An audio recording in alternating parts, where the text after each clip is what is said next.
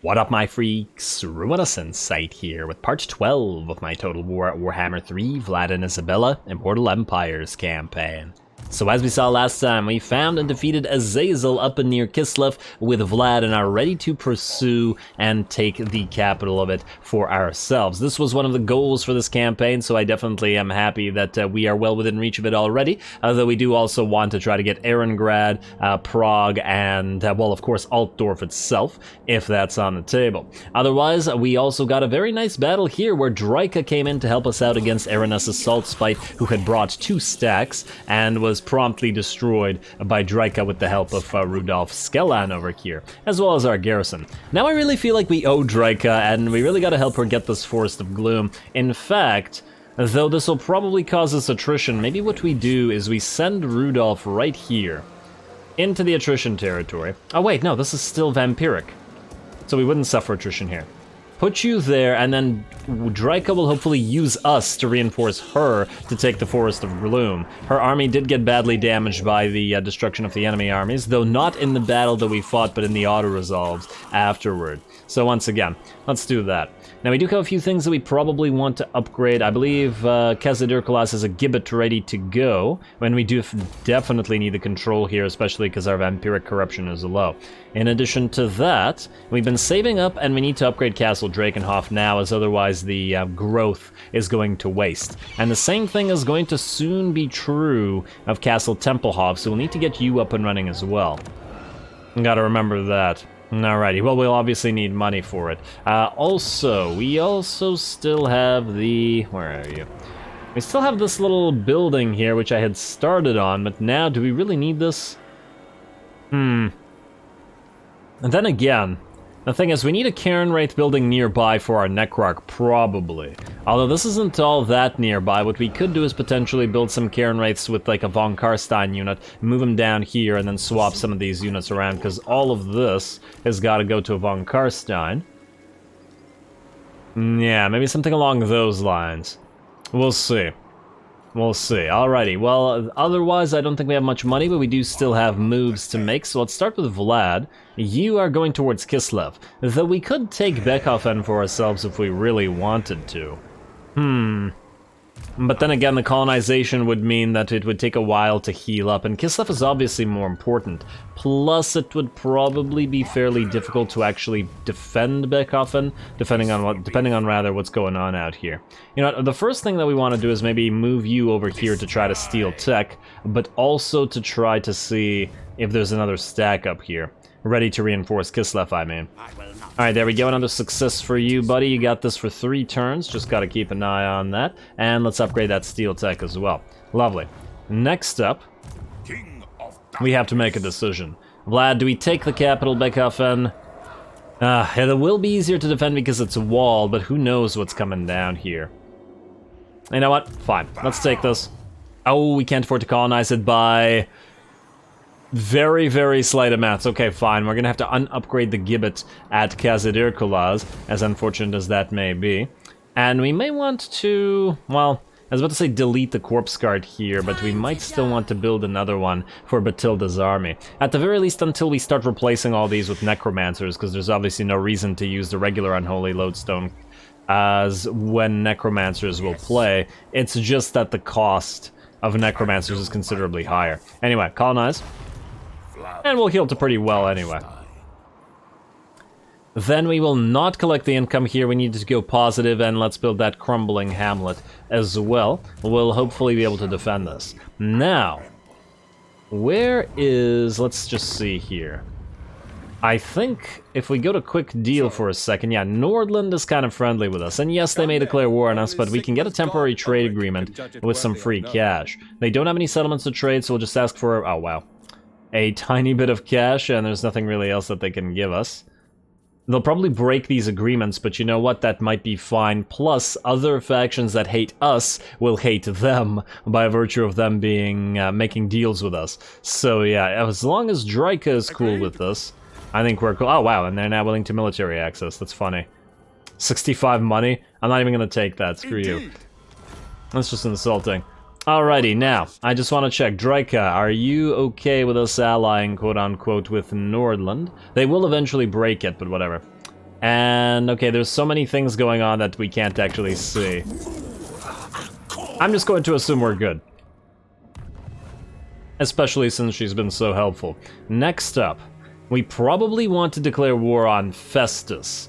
And the reason for that is that we can probably make a bunch of other territories friendlier with us by fighting with him. So let's say we talk to Taliban, we ask to declare war on the Fecundites. And then we still try to trade Krugenheim for, I think it was Flensburg? Yes, it's Flensburg. We are 3 points away, eh? Oh, is there anybody else we can declare war on? No. And we don't have enough money for this, eh? I guess we could try this next turn. Which will be even less likely because they don't like us very much right now. Damn. We could just offer to join war against the Fecundites and not get anything out of it. Renew our non-aggression pact with them. That's certainly a possibility.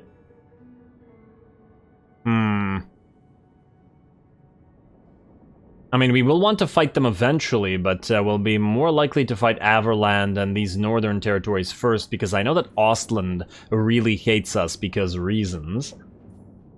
But do we get any benefit from this? I mean, it's just a short reprieve, essentially. They will break that pact. We could also, in the alternative, ask to join war, but ask just straight up for money. In fact, wait, you know what? Who is... Let's see, go by strength rank. Reichland, for example. If we join the war against Fecundites... you're not fighting the Fecundites, okay. And Reichland, who's next? Bloody Hands, Caravan of Blue Roses, Broken Axe, Fecundites themselves, Arguelon. Okay, let's just check. Who are you fighting?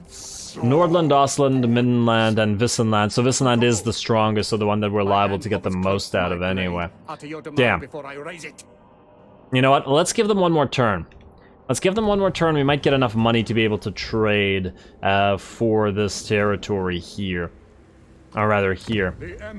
I'd rather give them Krugenheim, because we don't need Krugenheim, and it's going to rebel anyway, and there's no reason to hold on to it.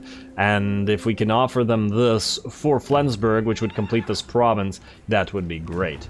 Alrighty, well, otherwise there ain't much to do. Vlad is good where he is. Waller... You guys have been saying to get him his XP. You know what, let's get his Invocation of Nehek and then Raise Dead and then Curse of Undeath. But otherwise keep him as he is. Mostly he's here just to hold the line. Huh, upkeep production for zombies. Oh, I wonder, will zombies become free if you get this? Or, oh wait, you technically already have it. How much are your zombies? 13 money. It ain't a lot of money. Also, who's here? Talzin, damn, I was hoping to start raiding a territory nearby, but that ain't gonna happen, clearly. Okay, Savan, you. Try to assassinate it again. Please kill Dusty. Hey, there you go, our third Blood Kiss, but I think we're going to save for the von Carstein bloodline, because we want that control +5 to all provinces, because it contributes to extra growth. I'd also love the second tier of the Blood Dragons, and the second tier of the Strigoi. But otherwise, it ain't super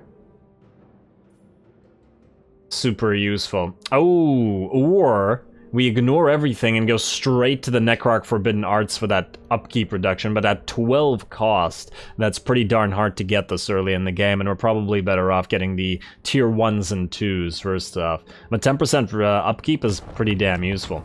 Anyway. We'll figure that out. Let's continue here with our heroes. You are at 2 turns, so it looks like you need to begin stealing or continue stealing. You are at 2 turns as well, so let's put you here. Hope you succeed, and let's have you do the same thing here. And Deceitful, yes, more research rate, and Success, and then you can fail. Damn.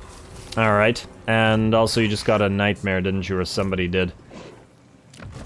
No Nightmare for you. Okie dokie, next up we have Wound for you. Assault units is probably not going to be all that helpful for us.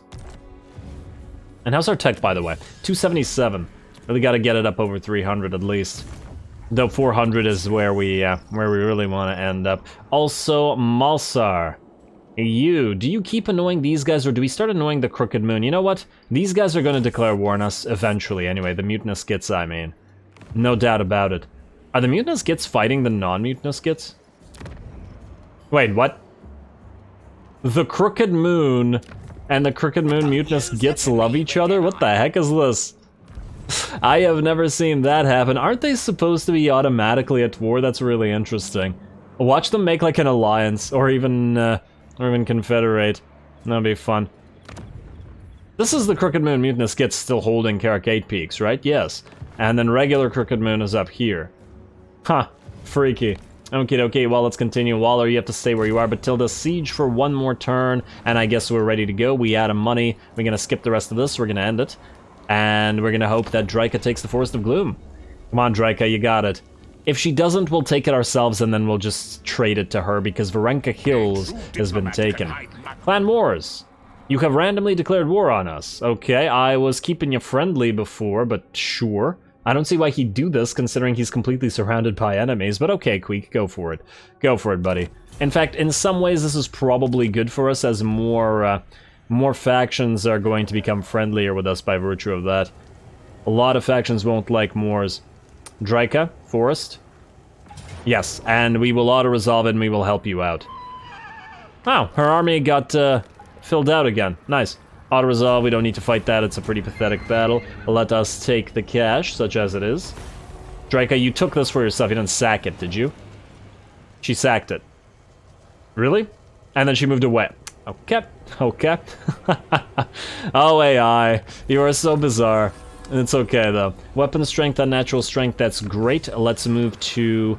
Well, Dread Animator's gonna take 6 turns. We can infuse the Tireless Hordes for that campaign movement range, although the Graveguard upkeep reduction could be significant as we go. I also want to move towards Spirit Shackles, since we are now starting to get ethereal units. And I think everything else is good, unless we want to do Infiltrate Noble Houses now. You know what, maybe we do this in a bit, and let's start with Infiltrate Noble Houses. I think we're not going to get a better opportunity than doing this now, because later on, it will not provide much value. Let's have Rudolph take the forest. Draika. Alright, auto-resolve this again. You can have this. A little bit of damage to us, so we'll have to move back into our own territory. We will occupy it. And we will trade it immediately. Mostly because Varenka Hills might get taken away, and I'd rather not have that. So, Draika. Huh, we could probably force a military alliance with it. Let's trade settlement. Forest of Gloom to you. 9.8, at least she really likes the idea. The problem with a military alliance with Draika is that she might start declaring war on a bunch of random factions. On the other hand, I feel like we've thrown our lot in with Draika, and we will win or lose together. Though I guess it would be really unfortunate if she declared war on, for example, the Dread Fleet or somebody, but the Dread Fleet's so far away that it's fairly unlikely. Is there anything else we could get from her? Wait, join war against. We are fighting... Huh. Crooked Moon, for example. Oh wow, that's gonna be the entire cost, eh? Ice Court, no dice. Puppets of Misrule, there's no point in doing that. Broken Axe. How about you? No dice again. And the vassalage is pretty unlikely. Yeah, you know what, fine, let's go with the military alliance and let's get a little bit of cash. Huh, she actually would have given us a fairly decent amount if we didn't go for the military alliance. Now... you know what? Maybe we hold off on this. We can do the military alliance later. Since we're fighting a lot of the same factions, she will continue to love us, and I think that won't matter. We'll probably be able to pay her off for this eventually anyway, so let's balance this offer for more money instead right now. Mostly because there are situations where we want to declare war, but we don't necessarily want Draika to declare war with us. Because then she might take territories that we might want for ourselves. So yeah, let's do this like this then. For the money, there we go. Alrighty, now I'm reasonably happy with that. Hopefully you will build up Forest of Gloom and not lose it. Now you are healing because you're in our friendly territory, so that's great. You're gonna go back to Akendorf briefly, but then you're gonna start sacking territories nearby. You can also probably try to kill Mr. Crusher Legbiter here. Also, Castle Draken, or Castle Templehof rather, we probably want to upgrade you. And oh look, Azazel's faction is moving in to defend us. Let's start moving towards them, shall we? Vlad, you're not going to be fully healed up, but you don't need to be. You'll be fine. Oh, actually, wait, do we have enough to heal from an attack from here? Maybe we do. Go back here. Heal to full, and then hopefully we can hit Kislev in one round. I'm not 100% on it, but maybe we'll try and... Oh, look at this! These guys survived. So I guess we're ignoring Kappelberg for now, then. And we're ignoring Festus in general, then. Just gotta keep an eye on the public order here, so that we can still hopefully trade it for Flensburg. Wartbad, I do want you upgraded. You know what, let's prioritize you over Castle Templehof, mostly because I want to build a Balefire Brazier here and start corrupting Wissenland. So that seems good. Next up, Batilda, you are ready to attack, which I guess we will do so shortly. And you need to move up and then next turn try to kill Masha again.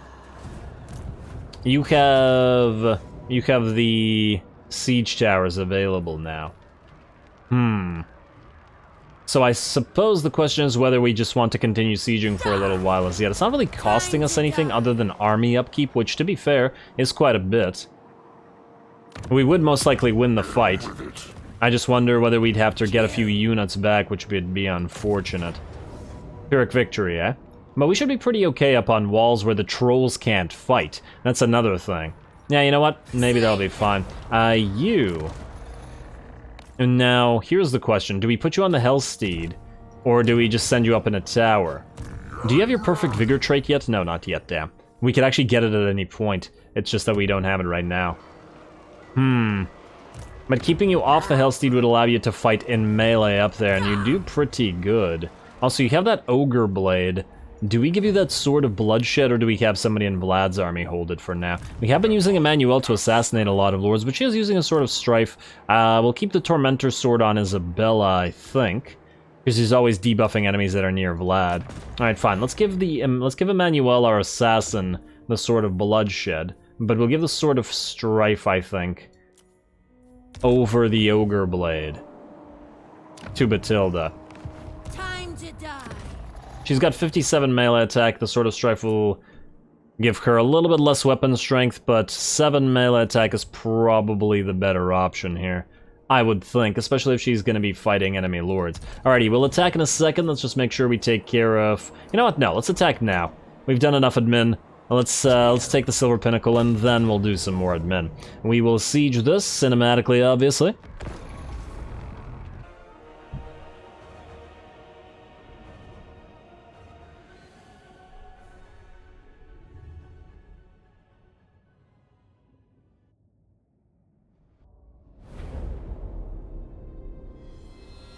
Very well. Very well what? Very well what?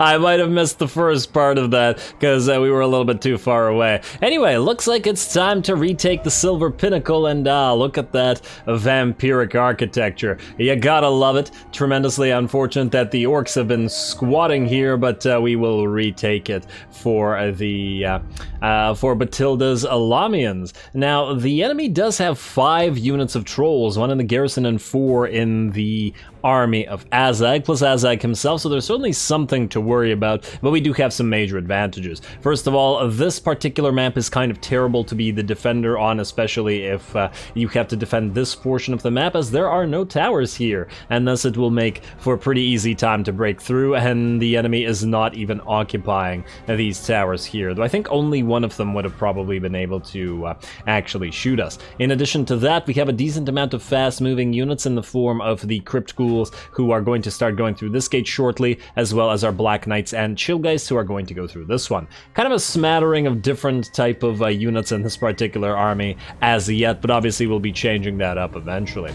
Also, you gotta love those undead or vampire counts towers, like they're like little moving crypts up here, eh? Little tiny mausoleums. Though there's definitely been some power creep with the tower design. The new demonic towers are just fantastic. And are you using a Spirit Leech on the tower or on the units? Within the tower? 8611, just out of curiosity, is this unit HP gonna drop? Yes, it is. Okay, so the Spirit Leech can actually bypass the tower to hit the unit within.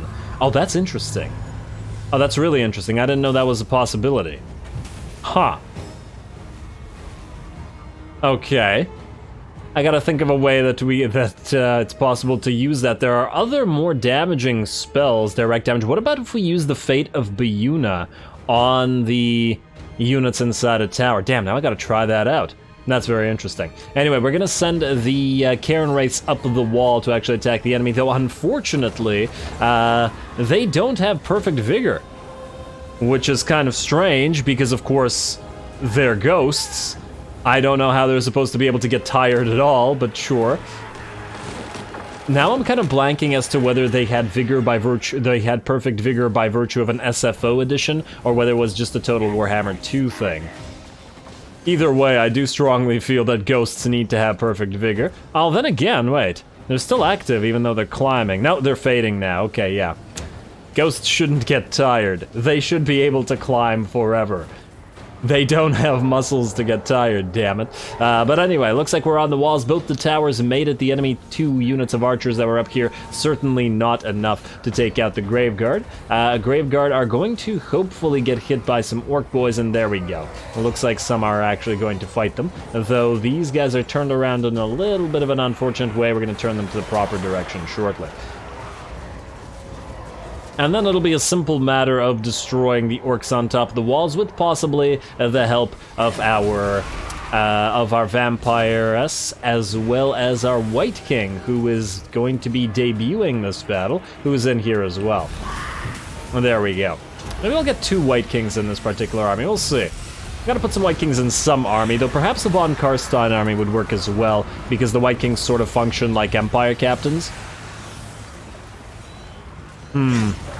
I'll have to think about that one. Well, they're fighting a Black Orc war boss? Big boss? Is it Big Boss?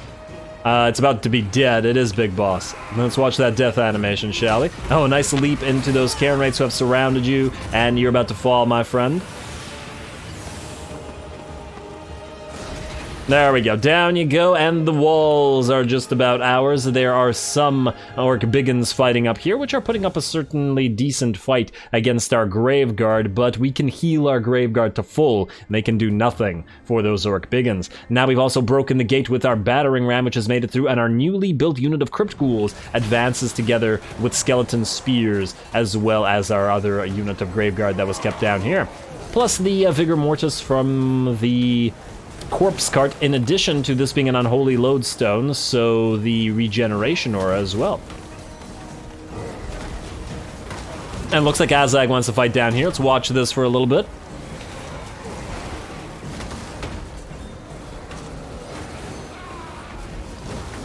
I serve my sire. Bit hard to see, I will admit.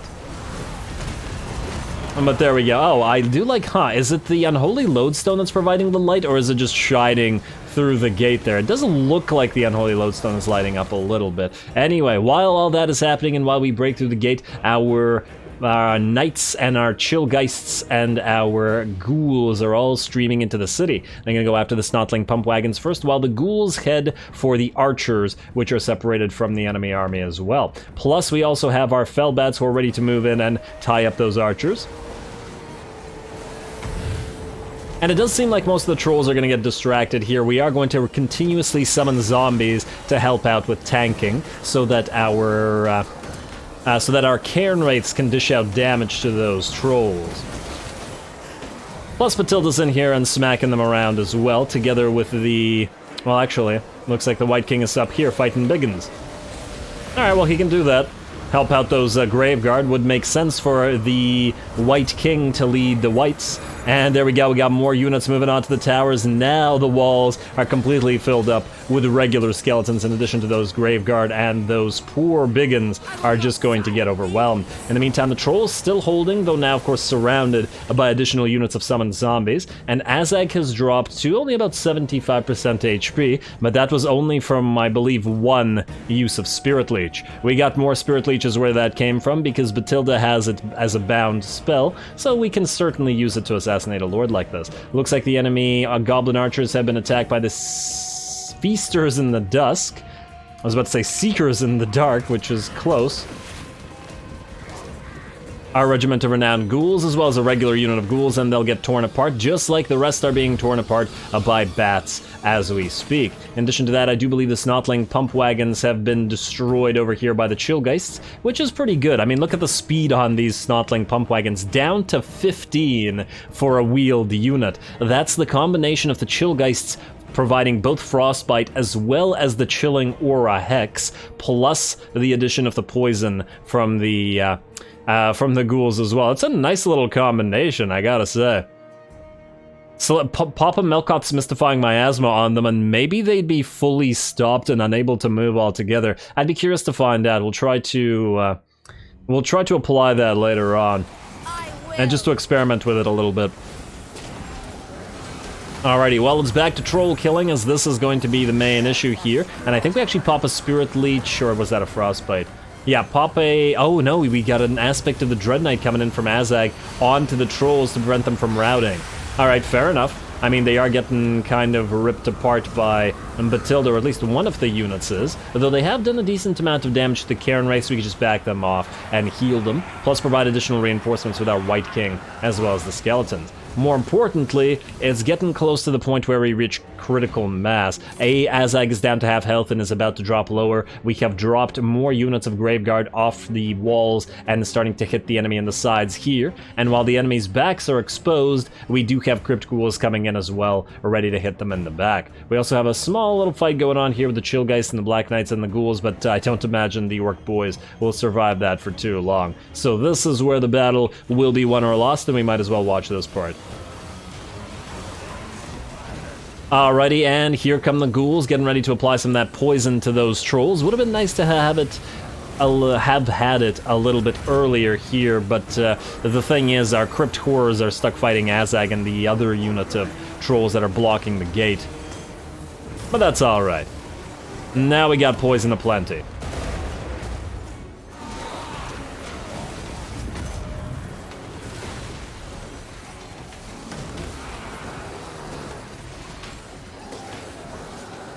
Alright, Bathilda fighting in the middle of everything here, though kind of hard to get through the sheer number of skeletons we have.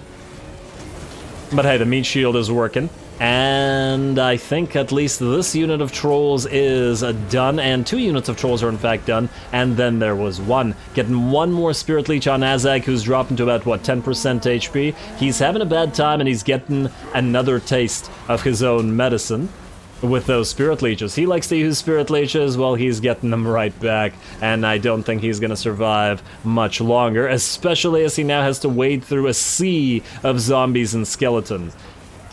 Last time he turned back around, it was all goblins, far as the eye can see. Now it's all been replaced with skeletons. It would really be nice if you could raise units that die on the field to fight for you, you know? Because that's how the vamps should fight, as in, not just to raise dead random zombies popping out of the ground, but the goblins fall down, and then goblins get back up and start fighting the other goblins. I feel like that's been one of the biggest requests for the vampire accounts over time, and it's definitely gone continuously requested for a while, of different types of being able to raise different types of dead and have different types of zombies, and not just Imperial zombies. But anyway, that's that. The battle is over. We're just going to move in and get a little bit of a heal. We don't even really need to chase down Azag, as he will be dead here. And just want an Overcast Invocation of Nehek on everybody here, especially the Chillgeist, who took a little bit of damage there.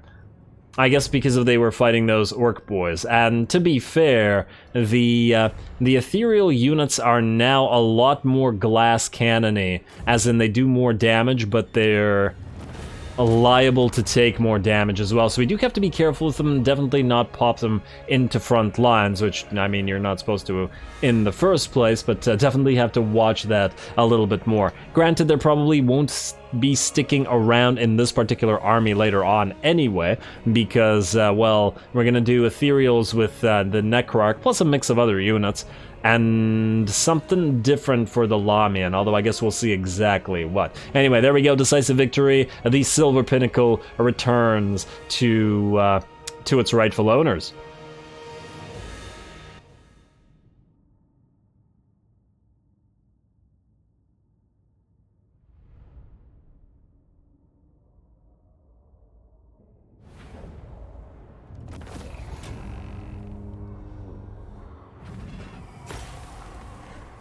Alrighty, not too bad at all. Losses pretty minimal at under 10%. Pretty damn good considering they had 5 troll units to rely upon, which are this army is not particularly good against. That said, they did get kind of screwed over by the fact that we were able to attack them essentially from every side through the gate on both sides, and then eventually hitting them in the back as well. Sorry, Azag, no dice. Though you did do a very nice 10,000 damage. We had no real damage dealing spells on Batilda yet, so she can't command that sort of damage yet. Only Spirit Leech and her sword, though she is a pretty good fighter as we've seen through many episodes. Also, looks like the bats did get quite a lot of kills as they were cleaning up those archers in the background, so good job, baddies.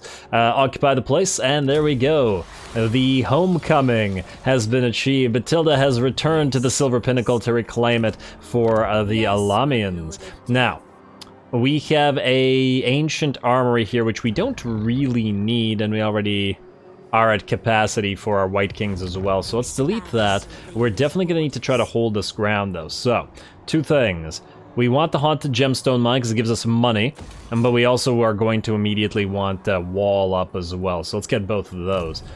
And Savan, you could actually stop moving apparently, but let's keep you moving towards Masha. I do wonder whether these two just keep trying to kill each other and just keep failing. I'm not entirely sure what's going on over there. Also, ally options. Do we have a new mission, perhaps? Not in the same turn, unfortunately. Also, let's double check our quick deals while we're here. Looks like you might be willing to go for a non-aggression pact, but you're getting kind of destroyed there, Burning Wind Nomads. I wonder if it's by the Caravan of Blue Roses. What else do we have? Northern Provinces. We really need to get our friendliness up with you, and it is slowly rising. They haven't declared war on anybody new yet. Still, Yusak and Puppets of Misrule. Huh. You'd think they'd try to advance a little bit further. Also, ironically, even though we were attacking Knights of Caledor or annoying them with our hero, now the fact that Clan Moors has declared war on us might mean that that they'll like us a little bit more. Oh well, okay. You. Malsar, is there any chance you could kill off any of these guys? You still have 3 turns of Steel Tech after all. Wound is 55 and 2. Damn it. Versus 54 and 7. Well, let's try the 55 and 2. Go after Klesh if you can. A success, there we go, and you got yourself a corpse card. Well, you ain't staying on it. Alrighty, and skills. Upgrade to wound, nah, upgrade to steel tech. Although, 21 and 7, that's a big increase, whereas this is a 4%. You know what? Let's actually go wound first. We'll still be stealing tech, but, well, if Moors decides to fight with us for no reason, we might as well punish them for it. We're now at 5 out of 6 blood kisses, so we're almost ready for that sweet, sweet control bonus to all locations. In fact, wait, let's take a look at our other heroes. Could there perhaps be an opportunity to, Arkady Rebikov. Wait, Vlad? Oh, you can't move this turn, damn. I was hoping to get the Queen Bee activated to possibly wound you. Well, give it a try. Damn. And oh, hello, Egram Soulflayer. You are going to come in to defend Kislev. We might actually get a proper battle outside the settlement with you. Oh, nice. I would love that. Although I am disappointed we couldn't get that that extra blood kiss. Let's see if you could maybe kill Hellcroft. Nah, you have 1 turn left on Steel Tech. You gotta steal it. Another failure. Oh no, this is gonna drop. What's your Steel Tech at? It's at 4. Got a decent chance of killing Hellcroft over here. Give him a try. Come on. Yes, there we go. Now we're at 6. A beautiful job, buddy. Necromancers are certainly being helpful. You specialist is good. Assault units, I guess, is what we're going for. But more importantly, Awaken von Carstein. With that control +5 to all provinces. Very, very valuable. A, because, well, we have control problems in various places. And B, well, for example, this place, now we can collect income. And I guess we can build that gallows as well. Though I feel like I was all gonna build something else somewhere, but now I'm blanking as to what it was gonna be. We're drawing a blank, rather. In fact, let's take a look at this the old-fashioned way. Not you, not you. Not you, no gibbets. Anywhere, wait, did I not build the gibbet? Yeah, let's build the gibbet. That's good. This will give us additional money, but it ain't enough to be worthwhile at the cost. Not compared to a gibbet. Filedorf, you lack gibbet. There we go. I knew that we had a gibbet issue somewhere. Eckendorf and Fildorf. The thing is, while we do like growth in both of you, I might just delete the charnel pits and replace them both with balefire braziers now that we're ready to go. What's the osmosis rate at tier 2 though? Well, tier 3, but tier 2 of the building. That's +2 in adjacent provinces. It's kind of weak at tier 3 settlements, isn't it? Because I assume their corruption is really quite low. -4 on everything. I assume that means that their undivided corruption is -4, so yeah, that wouldn't work. We need to get this up to tier 4 before we bother with the balefire braziers, which does mean leaving those charnel pits in for now. So at least we won't be missing out on any growth. Weren't bad. Collect income now. Well, let's start growing. Needling, we do need walls here. Though, is there perhaps another location? Beckhofen, you're useless right now. What is this now? Eckendorf, eh? No, but we need to build military buildings at Eckendorf. We can't go charnel pit there, or not charnel pit. We can't go gibbet there, at least not yet. We do want to start upgrading Oakenhammer and Carrick Dromar, just that they're super expensive. But they will give us the next level of gibbet.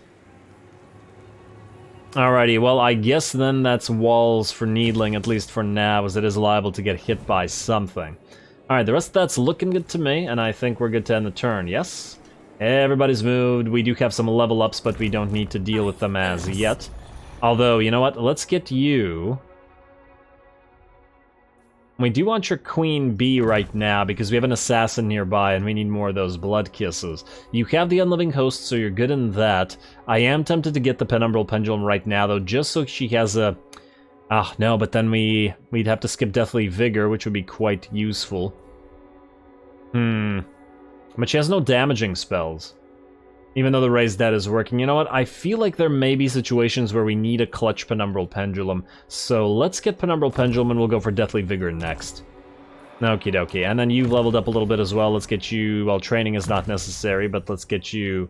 hard to hit. These guys become incredibly hard to destroy. The White Kings, I mean. Later on, double up on Blade Shield and hard to hit. That's a +24 melee defense, plus the additional armor from Thick Skinned and Scarred Veteran. It's quite nice. Alrighty, now we're ready to end the turn. So let's skip the rest of that, including the points, and let's see whether we'll be close enough to Kislev to attack, or whether Igrim starts moving down here to Beckhofen, which would be annoying because we took it. But obviously Kislev is the more important take. Alright, Pirates of Sartosa are also probably coming back for Eckendorf, so we do have to pay attention to that as well. And where'd you go, Igrim? Draika, what you want? Join war against the slaves of Tsar, not for the amount of money you're willing to pay us. I think we'll ignore them. They will declare war on us eventually, but I don't see a need to open up another front. Oh, there he is. Unless that's a different army that just recruited some stuff, we're about to find out. Haunt the city, Razor Sack Matorka. And within our own province, eh? Kind of meh on that one. Rudolph, you, at least briefly I think, need to move... Draika's gonna go for Baragdawa's bag, so she'll be taking this stuff around us, but she'll be protecting Eckendorf, and hopefully the Forest of Gloom as well. Also, she really needs to repair this. Hopefully the AI isn't broken and she will indeed eventually repair it. I'm just thinking, because we traded this to her while it was damaged still, but she was the one who sacked it, so I have no idea. Very odd. Also, what's the growth here? It's gonna take a while. You know what? I think we just replace this with a military building. Or even a gibbet right now. I know I was saying not to, but... we don't necessarily need the gibbet here because we can raise units instead. In fact, we can even raise a corpse cart, another corpse cart with unholy lodestone here, which is pretty good. And generally speaking, some damn good stuff. And indeed, a unit of Blood Knights. Wow.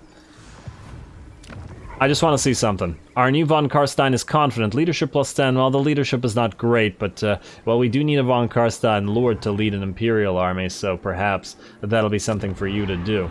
In the meantime, really quickly running out of time this episode, but, we can't reach these guys in one turn. That's disappointing, but it will be something for us to fight next time. Plus, Vlad, I know this is super expensive, but I feel like we're going to give this to you. Claw of Nagash. The Claw of Nagash is going to be central to your Death Star, because Vlad's obviously going to go for a Death Star sort of build. Also, you can move pretty far. We'd suffer attrition. I wonder how much, though. Some. Not a crazy amount. I feel like we just go. Not all the way to Kislev, but near enough. If we draw out the garrison, it'll... I honestly don't think it'll matter. Just go as close as you can. I'm hoping that this will bait the AI into attacking us. Bow before me. Here's hoping. Also, Edmund, you have one more turn of steel tech, so we do need to steel tech. A failure? Come on, you had such a high chance, especially with Queen Bee there. Steel tech upgrade, please. And is there anything we can do over here? How are... Oh, wow. I think Festus is kind of screwed. Look at all these armies around here. Though the problem with these taking Festus out is the fact that, The Empire. Okay, wait. If they take Festus out, they will probably turn on us. Let's just quickly check quick deal again. Burning Wind Nomads, I don't care about that right now. Vissenland, still a possibility. Hey, you have another mission for us. Ally missions, Smorbit's Neck Snapper at Howling Rock. We could move all the way down here to destroy these guys for good with Batilda. That's certainly a possibility. We do have missions for Egrim, however, so I do think he will attack us, so let's go for that. Lovely.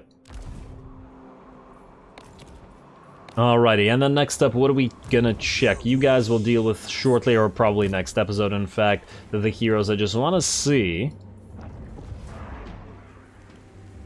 Nothing important here, nothing too important here. Okay, one more thing before we call it. I just want to double check this again. If we trade settlements, again, Kemperbad for Krugenheim, minus 4.6, eh? Still not... Wait, it's Flensburg, not... it's not Kemperbad, it's Flensburg we want. 6.4. Oh, wow, you'd rather keep Flensburg than Kemperbad, but we own most of this province. What's the chance of us joining war? Minus 3.1. I wonder, if we were to build up Krugenheim at 2,000 gold, would you be more likely to do this? It's weird considering he owns 2 out of the 4 territories here, so wouldn't he want more? Perhaps if we take Kappelberg, or if we allow him to take Kappelberg, it'll be more likely as well. Anyway, I guess we'll have to leave that to next time, as well as figuring out what exactly to do with the Facundites. I do want to declare war on them before the main faction essentially here is destroyed, or its main armies are destroyed, mostly so that we can take advantage of the fact that all of our allies here, or all of the Imperial units or armies, want to fight them and will thus like us more. However, I do have to point out that this army is most likely stronger than all these little Imperial armies, and might be able to actually just destroy them all in the field, in which case we'd be left not just fighting Azazel, but also fighting Festus. Well, I guess it'll be something to consider next time. Speaking of next time, we will probably be moving Batilda down to try to take out Howling Rock. Is this the... That's the last settlement of Azag, and I probably want this faction gone so we don't have to continue dealing with them. We can also raid on the way there through the territory of the Slaves of Tsar as the... as Draika would like us for it. In addition to that, we will start probably moving towards Matorka with Rudolph, and maybe sacking some stuff down here as he does have the sack buff. And finally, Vlad will get a nice cinematic battle outside Kislev against Egrim, and then probably take Kislev itself next time. So stay tuned for more Vlad. Don't forget to leave a like and comment for your friendly neighborhood heretic. All glory to the algorithm. I stand defiant. And thanks for watching.